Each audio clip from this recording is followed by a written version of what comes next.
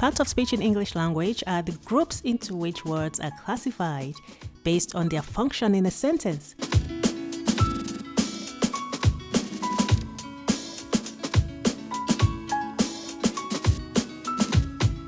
What does all this mean? Well, let's find out by going right into learning the different parts of speech in English language. Let's start with nouns. What are nouns? Nouns are the names you assign to a person, a place, or a thing, even an idea. Everything you see around you is a noun. Every belief system you are aware of are nouns. So nouns are physical and abstract. You will understand more about nouns with these examples. Okay, let's look at these examples. The first sentence reads, the man will be going to work soon. And the second sentence, Tom will be going to work soon. The word man in the first sentence is what is referred to as a common noun, which is the general name assigned to a noun. Tom in the second sentence specifies the name of the man. His name is Tom. So Tom is a proper noun. A proper noun is the specific name of a noun. And proper nouns always start with a capital letter or an uppercase letter. So Tom will start with uppercase T because it's a proper noun. The teacher is from California. Mrs. Lee is from California. The word teacher in the first sentence is a common noun, but the teacher's name specified in the second sentence is a proper noun. And California is the name of a specific place in the world, so the word California is a proper noun. So the words in the first sentence that are nouns are teacher and California, and in the second sentence, Mrs. Lee and California. All those are nouns, but different types of nouns. Can you identify the nouns in these sentences? People practice different religions. She is a Christian. Her best friend is a Muslim. So the word religion is a noun. It's a common noun because it's a general name given to a set of beliefs. But when you specify the belief system like Christianity or Islam or Hinduism, those are proper nouns and they always begin with an uppercase letter or a capital letter. So to avoid repeating nouns in a sentence, we use pronouns. What are pronouns? Pronouns are words that are used in place of a noun. Personal pronouns are used to substitute proper names, classified into three categories: the first person pronoun, the second person pronouns, and the third person pronoun. Let's take a look at this example. My name is Kate. Kate is your tour guide today. The sentence is incorrect because the pronoun that refers back to the speaker is absent.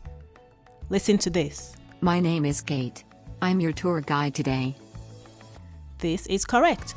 The pronoun I is used by a speaker to refer to themselves. The pronoun I is a subject pronoun. The speaker uses the pronoun to refer to themselves instead of repeating their names. Subject pronouns are pronouns that perform the action in a sentence. They are usually placed in the first part of a sentence. Examples of subject pronouns are I, you, he, she, it, we, and they. Object pronouns are those that receive the action in a sentence, and they are usually toward the end of a sentence. So whatever the subject is acting upon is the object. The pronouns that represent the nouns that are the object in a sentence are you, me, them, him, her, us, and it. Another subject pronoun is the word we. Without we, Nice to meet you, Kate. I, Tom, Kim, and Jamal are glad that you are our tour guide. without the word, without a pronoun to represent a group of people, including the speaker, you will have to list the names of everybody in a group. So we represent the speaker and the group he's part of. And so when he talks about the group, he uses the pronoun we. Nice to meet you, Kate. We are glad that you are our tour guide.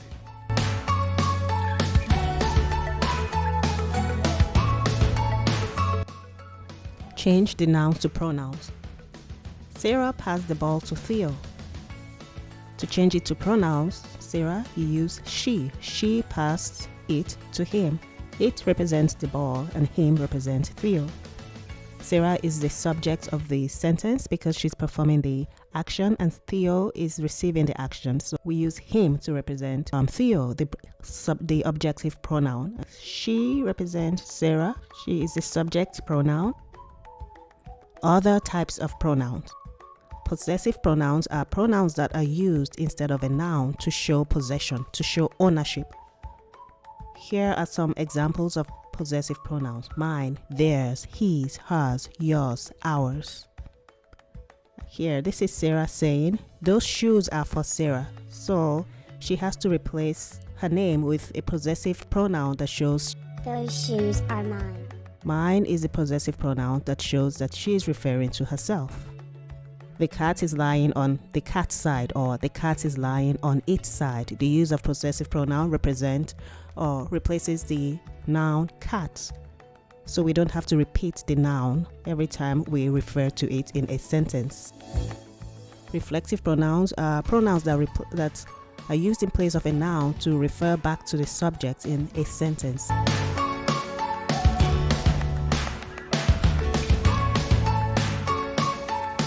So all these are examples of how to use reflexive pronouns. Demonstrative pronouns draw attention to what you are referring to. This is my favorite restaurant. So we assume the speaker is close, is inside the restaurant or close to the restaurant. This is a demonstrative pronoun showing where the restaurant is. These are the books I borrowed from the library. So THESE are used for plural nouns, and those are far from the speaker. Interrogative pronouns are pronouns such as which, who, why, what, when. They are used to ask questions. So all interrogative pronouns are pronouns that you use, pronouns such as this that we use to ask questions. Relative pronouns do not ask questions. They relate one part of a sentence to another part of a sentence. So relative pronouns are pronouns such as these: which, where, when, why, what, whom, whose. Mr. Fox, who teaches math, is now the school principal. In this sentence, they tell us who Mr. Fox is. Jack is the man whom everybody was referring to as a hero. Indefinite pronouns do not refer to a particular person or thing, and they are words such as these here listed on the screen. So that's a brief overview of some types of pronouns. Adjectives. What are adjectives? Adjectives are used every day to describe things to make your story more interesting. So adjectives describe nouns or pronouns. They describe people, places, things, ideas.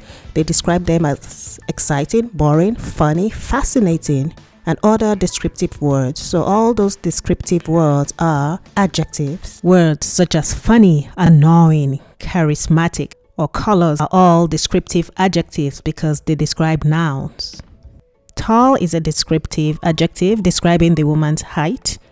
Green describes the color of the apple. Apple is a noun, so the green describes the apple. Green apple. Adjectives that occur before a noun are called attributive. The smart student received an award. Smart describes the students, and it's right before the noun student, so it is an attributive adjective. The adjectives that occur after the noun are called predicative adjectives. The student is smart. The house is old. The house smells good. So the word is and smells are linking verb that identify the attributive or predicative adjective in this sentence.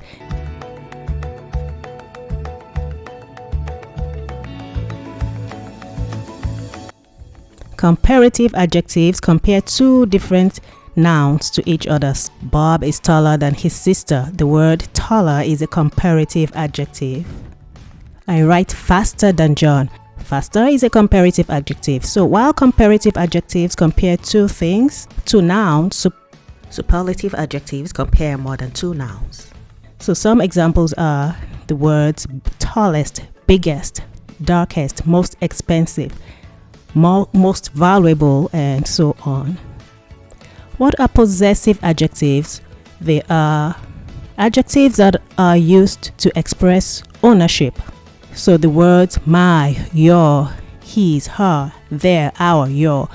Let's look at some examples. Eat your food in the cafeteria. The word your is a possessive adjective. Those are my flowers. Flowers is a noun. My is an adjective describing whose flowers those are.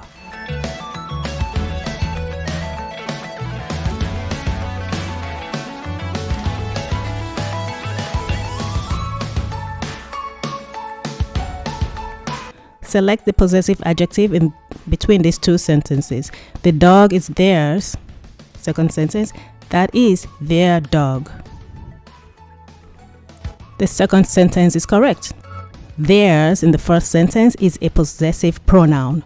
Their in the second sentence is an adjective describing the noun that comes after it, describing who owns the noun that comes after it.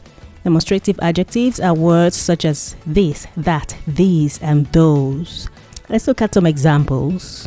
I like this dress. So this shows that the speaker is close to the object she's talking about. And if there are more than one object, use the plural of these, which is these in the second sentence. I like. And if the object is at a distance from the speaker, she uses the word those. I like.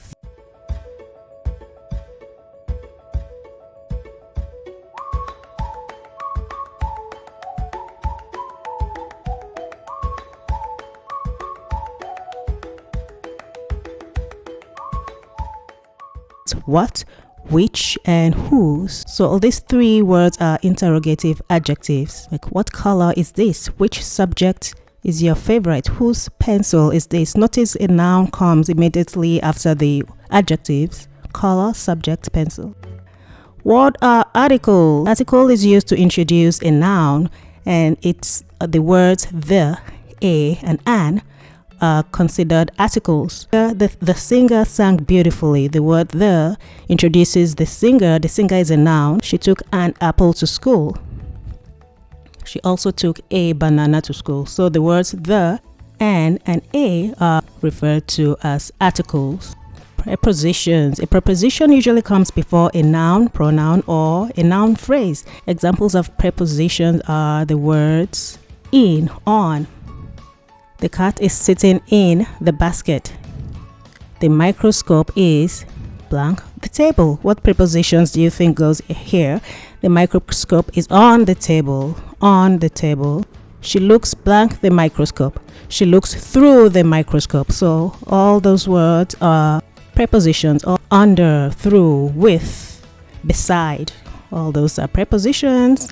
Another part of speech, verb. A verb is a word which describes an action or a state of being. So different kinds of verbs.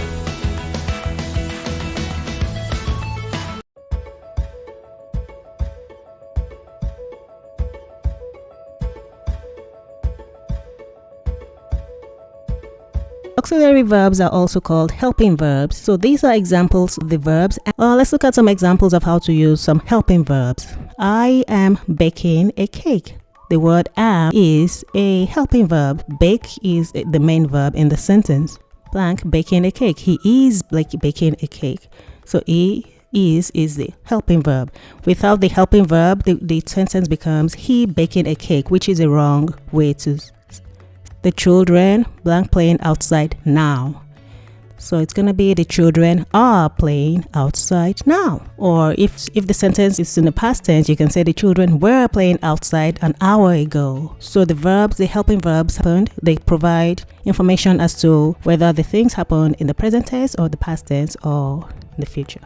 Let's talk about another part of speech, adverbs. An adverb is a word that describes a verb. An adverb also describes an adjective, describes another adverb, or modifies a whole sentence. So most adverbs end with the letters ly, but there are many others that do not, like the words vary somewhat rather. How adverbs modify verbs, how adverbs describe verbs. She laughed. The word laughed is a verb. Ha ha ha.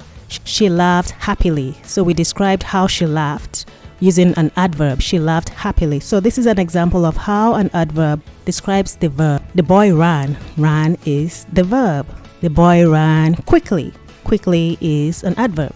She runs to the bus. She runs fast to the bus. The word fast is an adverb.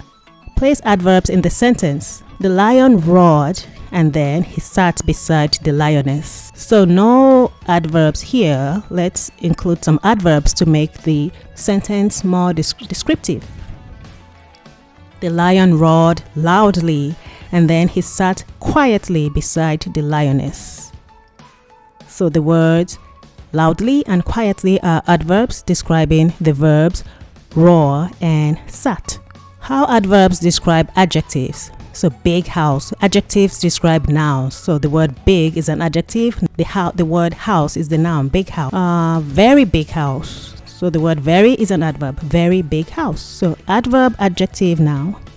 She lives in a big house. She lives in a very big house. You see that? Mary had a lamb. Mary had a little lamb. Little is an adjective describing the noun lamb. Mary had a somewhat little lamb. The word somewhat is describing how little the lamb is. It's describing the adjective. It's not too little, it's somewhat little lamb. Modify the adjective. That is a great idea. So what adverb can you use to modify the word great? That is a really great idea. The word really is an adverb. So how do adverbs modify other adverbs? Let's look at some examples. The lion roared loudly and then quietly sat beside the lioness. So we already have adverbs here in this sentence, loudly and quietly. How do we further modify them? Let's find out. The lion roared really loudly and then very quietly sat beside the lioness. Jim climbed the hill quickly. How quickly? Jim climbed the hill rather quickly, or we can say very quickly. So those are examples of how adverbs modify other adverbs. So adverbs modify sentences. The word here, thankfully she returned to the class before the teacher arrived. So the word thankfully is an adverb. So 5 main kinds of adverbs. Let's quickly go through this. When. Adverbs of time answers the question when. I played at her house when. Yesterday. The word yesterday is an adverb.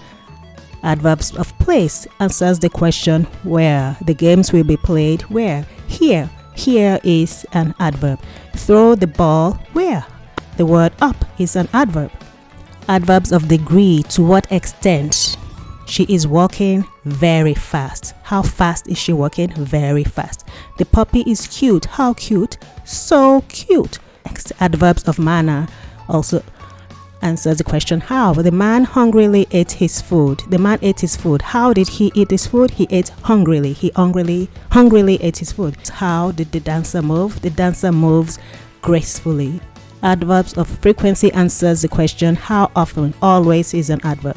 He is never late for his classes. The word never is an adverb. Another part of speech, conjunction. What are conjunctions? Conjunction joins 2 words, phrases or sentences together to make sense.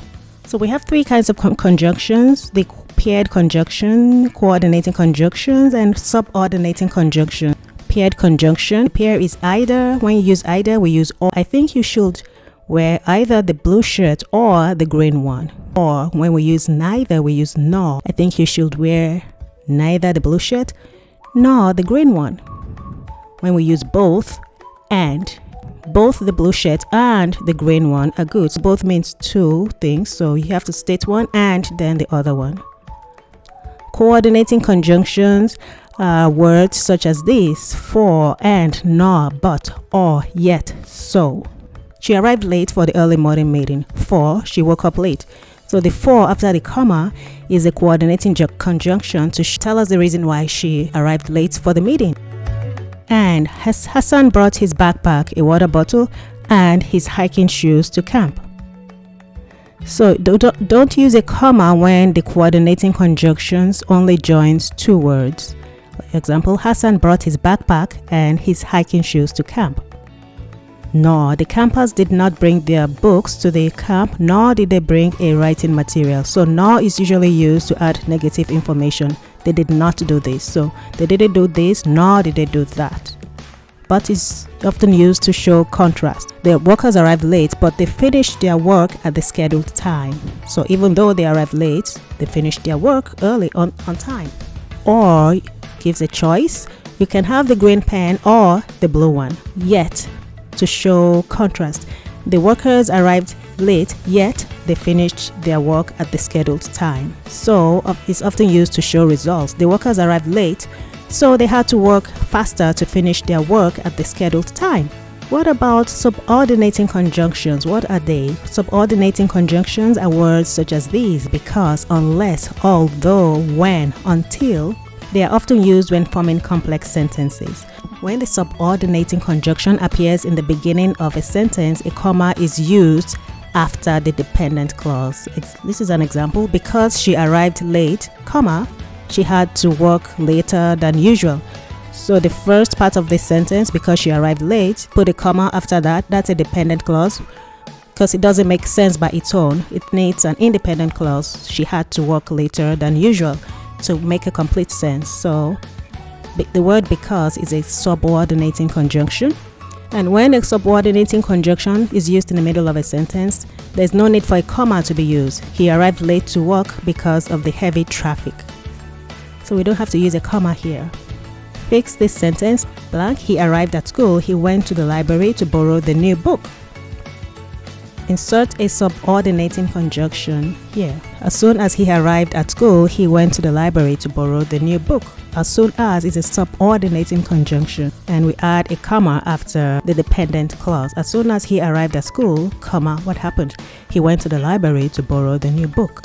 Another part of speech, interjections. They are words which express emotion or surprise, and they are usually followed by exclamation marks, like the words hooray, oh no, ouch, ha, bravo. So they are words that express emotion and followed by exclamation marks. Oh, it's your birthday today, hooray, ha, I found you. So the words ha, hooray, all those belong to the parts of speech called interjection. Please subscribe to the channel and come back for more.